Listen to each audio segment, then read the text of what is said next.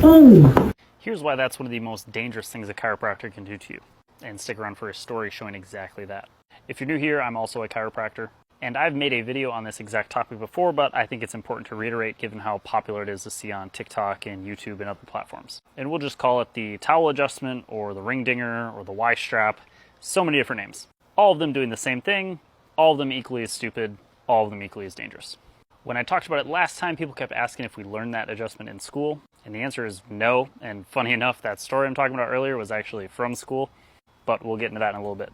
And the reason we aren't taught that is because it's not practical. You're doing what we call long axis distraction, which is a really fancy name for just pulling something. And long story short, in the neck, that's pointless. Sure, you'll hear lots of pops, and that's why people usually have that crazy reaction. But you know, there's also some pretty important stuff here in your neck that you probably don't want pulled on. One of those being your vertebral artery. That's the artery that runs up to the brain and supplies blood to the brain. And if that bad boy gets severed, that's when you lose oxygen to your brain and you can have a stroke. And yes, that is exactly what happens when you see the news stories of people injured after they went to see a chiropractor, such as we saw earlier this summer or last year. Now, it doesn't necessarily have to be from that adjustment that we were shown there, but I think that adjustment is just asking for that to happen. And that's because you're putting a ton of stress on an artery already in a compromised position where your head's back slightly. So that's compressing that anyways, and then you're tugging on it. And really goddamn hard if you watch some of those videos. Like the dude using the Y strap, sometimes I swear to God he's about to pull a 1 rep max on deadlift. But it's actually just an 80-year-old woman's neck. So anyways, bad idea.